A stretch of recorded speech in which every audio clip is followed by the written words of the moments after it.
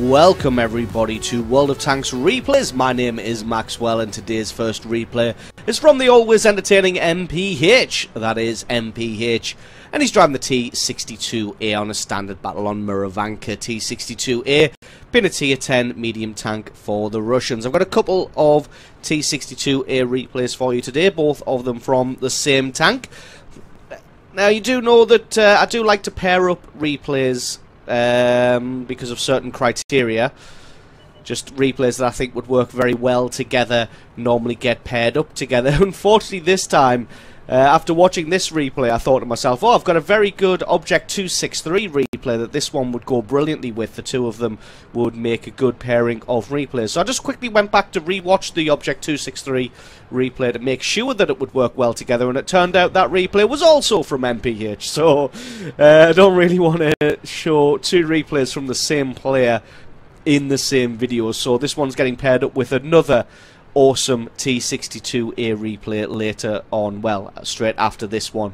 But anyway, that is more than enough waffling on. Let's get on to the actual replay. MPH going to be heading to the right-hand flank into the forest, trying to tell his friends not to camp right at the back there, because it's very, very difficult for them to be able to hit anything. You can see he even says in chat, "You are useless there," which is absolutely right. There isn't very much of the magical forest that those guys can see from that position anymore.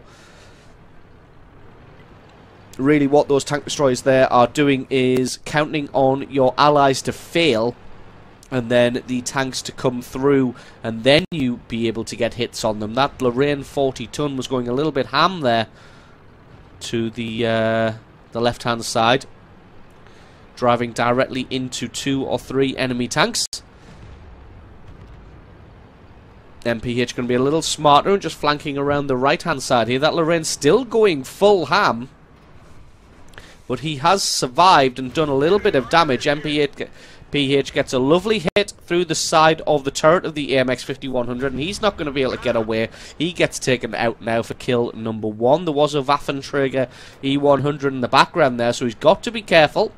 Decides to spin around and have a look towards the centre of the map. Does get spotted out by somebody. There is a 110 behind him. Decides to flee. Does get a good hit through the front armour of the 110 as he's making his way away, and spins his front armour onto target. So the 110's not going to have too much of an easy time penetrating him. But the 5-second reload on this cannon means that he's able to very quickly work down the 110 and get him taken out for kill number 2. And it is time to press on. Unfortunately, although they've kind of won the right-hand flank, there's still an Object 704 and a Waffenträger E100 camping all the way in the back there. And those two tank destroyers are going to have an easy time holding up the Allied advance, at least for the time being.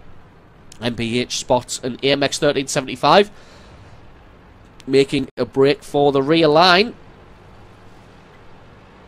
See, is heading towards the Tortoise and the artillery. To be honest, the Tortoise is more than useless where he is at the moment, so losing him would be no big thing, even though he manages to take out the AMX 1375. But MPH didn't want to have his artillery taken out either, as the 1375 would almost certainly have spotted the artillery there. Gets a lovely hit on this T-54 that just decided to come through with the 1375. Allies winning this one convincingly at 8 kills to 4 now. This one looks like it is pretty much all in the bag. So MPH going to link up with his other 2 medium tanks in the centre here and maybe try and work their way through the middle village. Still got a couple of tanks on that left-hand side, and like I said, that Object 704 and that Waffenträger E100 camped all the way in the back there. They are going to be tough customers to remove. Tortoise finally making a move. Object 416 dropping all the way back to the back of the map for some reason. No enemy tanks on the A-line at the moment. Not sure what he's doing there. MPH decides to take extra care aiming to get a shot through the rear wheel of the Object 704 to track him. Object 704 either used a repair kit or has a very, very fast repair skill, as he gets moving very, very quickly indeed. But he's focused on whatever target it is in front of him. And MPH gets a second shot through his drive wheel there. Artillery does land. but it is nowhere near accurate enough. Gets another shot through the drive wheel and doing hull damage. One more shot should be enough to take him out. Take him out he does for kill number 3, and that just leaves the Waffenträger E100 versus that Tortoise, that Leopard PT, and that T110 E3. These guys should have an easy enough time taking out that one tank destroyer. So MPH decides to head back to the north of the map, because somehow, even though the fight was very, very even on that left-hand side, the enemy team has decided to man up, and they've gotten the advantage on that one. Can't quite find a shot on that Waffenträger E100. So the enemy team did a fantastic job of overwhelming them on that flank, and MPH gets a great shot on the Leopard PT to take out his track. 5.5 seconds on reload, and he takes him out for kill number 4. Still got a base capture going off. Going to allow the Tortoise just to charge through the open field there. He's got the armor and he's got the hit points. Going to really just allow him to be the strangest scout in the world. Looks like everybody's actually abandoned this right-hand flank now, and the Allied team actually losing this one. From winning 8-4, they're now losing 10-11. That Waffenträger E100 seems to have scared everyone off. Lots and lots of bushes between himself and the Allied base. Does spot out the E50M. E50M not quite accurate enough, and he's taking so much fire from every single angle, and he falls now to the combined fire of the Allied team. Now they've got to regroup, reform, and come up with a new plan. MPH going to head back through the centre. They've got a Leopard 1 E100 and a Waffenträger E100 on the enemy team, along with the artillery against the T-62A, the Leopard PTA, the Tortoise. All of them, actually, if we just take a quick look there, it looks like the Leopard PTA and the Tortoise both on full health. So the Allies might have the better time of this one, as the E100's on less than half health and the Leopard 1 is on less than half health. So this should really be a pretty straightforward victory, to be honest. I'm going to try and get a shot on that Leopard 1, but it looks like he's hiding behind the building. And MPH just going to hold their attention here while his ally in the Leopard PTA flanks around the right-hand side and the Tortoise comes down the left. Although, to be honest, with the speed of the Tortoise, just see a tree fall in the distance there, which means the Leopard PT is almost certainly coming around that left-hand side. MPH just waiting. The Leopard 1 is going to be more than a match for the Leopard PTA, but he's only got 700 and some hit points. E100 fires. MPH going to take this opportunity to put a shot through his side there, but the E100 did a fantastic job of straightening up and angling his side armor so that MPH bounced his shot. And this Leopard 1 is just absolutely trolling the Leopard PTA, so MPH going to use the E100's reload window to come in here and attack the Leopard 1. Going to try and get in front of him to block out his shot. The Leopard PTA hits him for a good hit, and MPH rams him to take him out. Waffenträger E100 appears on the left-hand side. He takes out the E100 takes out the Leopard PTA, and MPH takes out the Waffenträger.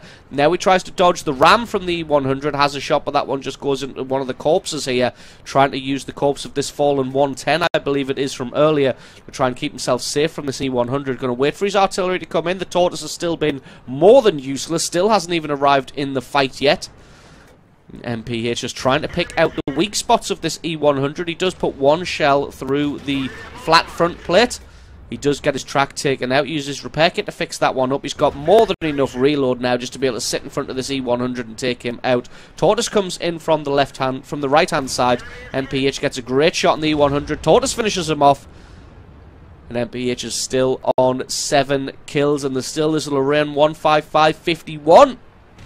Be very nice if MPH could get the Radley Walters for this one to round out a fantastic match that he's had so far. And to be honest, that Tortoise is going to be in no way able to contest a Radley Walters medal. But the M4043 could be poised, ready to steal away his glory. Just says in the chat, let me get the Radley Walters, please, because it is a fairly rare medal and quite an achievement to get one. Going to have a look in all of the usual artillery spots. Probably going to be around about that K1 area, but that M4043 may come just to steal it away at the last second. second. He has just moved, so probably not. Gets one good shot in the Lorraine 155. Comes in for the ram. Doesn't want to leave anything to chance. That's kill number 8. 6 and a bit thousand points of damage and a well-deserved Radley Walters medal. So absolutely awesome replay there from MPH, showing his skill in the T-62A, running riot on that right-hand flank and then securing the base before heading through the centre and besting his opponents on the enemy team. It was a hard-won battle on both sides. The enemy team looked like they'd been steamrolled early on, but they managed to pull that one back before just having it snatched from the jaws of victory by excellent play by MPH in his T-62A. So awesome replay. Thank you very much for sending that one in. Don't forget to stick around, because as always there is another T-62A replay coming right up. And our second replay today is from the user Tarkus1. That is Tarkus1, and he's driving the aforementioned T-62A on an encounter battle on Malinovka. T-62A still a tier 10 medium tank for the Russians, and still a very, very nice tank. So straight away going to be heading up the hill, and very early T-71 has spotted out the majority of the enemy team that are heading up that hill. Maybe going to boom for a scout medal for that guy. Maybe that was his plan. Just has a speculative blind shot into the distance there, just in case he is able to hit anybody. You can see a Batchat 25 and an STB1 making a very early push along the waterline there. This being an encounter battle, there's going to be nobody from the base who's going to be able to shoot at them, or from the normal spawn area, as this is very, very early on. That Batchat from that position is going to be able to do some great work as well. It's a very dangerous position for him to be in, and someone is going to have to go out and try and deal with that. Back to the hill though. Tarkus going to be sat up here. He is the first one up here, spotting out who he can. Does see a T-32, but nobody else as of yet, although they did see a few people pushing up there thanks to the early eyes of the T-71. There's an E-100 up here now, but still nobody else. The rest of the Allied team has now started to arrive on the hill, and there we go. The rest of them all get spotted out. Puts a nice shot through the front wheel of the Tiger II to immobilize him. Gets another good shot. He's got more than enough reload to be able to out-duel this Tiger II, especially when the Tiger II plants one into the dirt. Every shot going into the Tiger II's wheel as well as body, meaning that he is just going to be perma-tracked and killed. T-32 saw the way that the battle went for his ally, and he starts to back off, probably trying to get himself into a hull-down position behind the corpse of the Tiger II. Unfortunately, it's not going to provide any fire cover from the right-hand side. That one was a 0 damage critical. T-32 did just bounce in return though, and Tarkus gets another nice bit of damage on him, and he's just really taken command of the top of the hill. There's going to be nobody able to shift him as of yet. Doesn't want to poke out too far though. As you can see, there is another Waffenträger E-100 in the background there. That seems to be a running theme with these T-62A replays. So he doesn't want to go too far forward in an effort to take out that T-32, as he doesn't want to get himself eliminated by that Waffenträger. Does get another nice tracking shot on the VK4502. Gets a second shot onto him. So every single person that he's decided to fire at, he is doing considerable sustained damage to, as he finally takes out the VK4502 there. Artillery shell lands behind, but that is of no concern. Batchat and the STB1 still on the little rise there. Does have a shot at the LTTB. Unfortunately, that one just missed there. Backs off behind the corpse of his fallen comrade and the Tiger II there. Does take some tracking damage from the Waffenträger, but he's got more pressing matters to deal with now, as there's two tanks closing in on him from the front, and he gets wiped out there by the FV215B183. Just explodes him into tiny little pieces. And Tarkus has now checked his mini-map, and he's going to be heading back because somebody has to deal with the STB1 and the Batchat. STB1 was pushed up nicely, but he didn't have the gun depression. He falls off the mountain, unfortunately. Gets his track taken out, but quickly uses his repair kit to fix that one, as there was a Pershing on his right-hand side. Luckily, he gets taken out by the IS-4 before he's able to do any damage to Tarkus. Target's going to push forward now. Somebody's really got to deal with this Batchat and this STB-1, although it looks like the Batchat has realised the way that the battle's going and has now decided to start going back towards his own base to try and deal with the heavy tanks flooding down off the hill after winning that battle.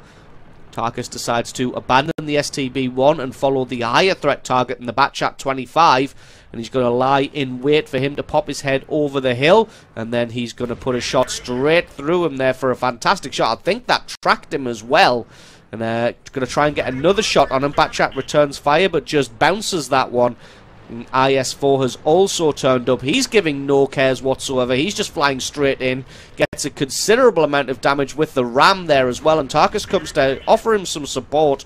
IS-4 does take a little bit of damage from the Batchat, but to be honest, IS-4 is just as tough from the side as he is from the front. And Tarkus is able to finish him off for kill number 3. Now he is going to be working on the STB-1, gets him down as well, switches attention across to the 5100. Looks like the 5100 took out the IS-4, which is no mean feat considering his armour. Does get his track taken out by the 5100, and he doesn't have a repair kit left after falling off that mountain. And it looks like the 5100 has gotten himself into cover. He's faded away, but he's been able to spot him again. He's making a run for it. Gonna just track him with his gun there. He is in a considerable amount of cover. This is going to be a difficult shot if Tarkus can land it at all. Has a shot into the fog of war. Beautiful predictive shot there to take out that AMX 5120 as he was making a run for it. Firing through the barriers, through the fences there to take him out blind for kill number 5. And this game was going very well for the Allies, but it looks like they've done their best to try and throw the match, losing at the moment 11 kills to 12. Finds a T-44 in the distance there, has a shot, takes him out, kill number 6. Now, with that kill, he's managed to even up the score nicely. Enemy team has that 121. The artillery and that T-44, the other T-44, Tarkus gets a great shot onto him. I'm not sure what this T-44 thinks he's going to achieve. He does manage to penetrate a shot on the T-62A. Just snuck that one through the sidearm. The Allies have the T-62A of Tarkus. They have that Death Star and that IS-3. The artillery gets found. The artillery gets wiped out by himself and that IS-3. But after firing a shell, he's able to take Tarkus down to 195 hit points. So he's got to play it very, very carefully. Not sure how many hit points this 121 has. Last time he was spotted was way over on that left-hand side where the IS-3 is making a move to. Tarkus got to be careful here, because if this T-44 has loaded up the premium shells, he's going to find it easy to penetrate and take out the T-62A, so he's got to play it carefully. Waiting for his allies to close in a little bit. He's got that 183 on the right hand side and that IS-3 on the far left. 121 still in the exact position, although he is on full hit points. I'm not sure what he was thinking he was going to achieve all the way over that side of the battlefield, lying in wait for people who weren't really there. Except for this IS-3, this 121 is going to make short work of that IS-3, take him out, and then he's going to press on forwards. Looks like he gets his track taken out, possibly by the Death Star there, the 183. Tarkus just staying in a half hull down position, going to try and get some good hits onto him. Able to take him out for kill number 7. That just leaves the T-44. If I remember rightly, the T-44 only has 319 hit points left, so that's just going to be a one-shot. Tarkus makes a move as he thought that T-44 was probably flanking around behind him, and indeed he probably was trying to. Tarkus just needs one more shot for a Radley Walters medal. He takes it, he gets it. Kill number 8. Almost 7,000 points of damage. GG and the victory. So absolutely awesome replay there from Tarkus 1, showing his skills in the T-62A, being instrumental in his team's victory, taking and holding the hill in a commanding position, and then reacting to threats at the right time to eliminate the enemy team's best tanks as and when needed. So awesome replay from you. Thank you very much for sending that one in. Don't forget, guys, if you've got yourself a great replay, send that in to replay@screenreality.com. The link for that's in the description. Just attach the replay file itself or the link to the What Replay website to the email, and I can check that one out for you. And don't forget, if you enjoyed this video, you found it useful, informative, you learned something, or you just enjoyed it, think about hitting that subscribe button, because there's a lot more World of Tanks content on this channel. I have been Maxwell, this has been World of Tanks Replays, and I'll catch you guys next time.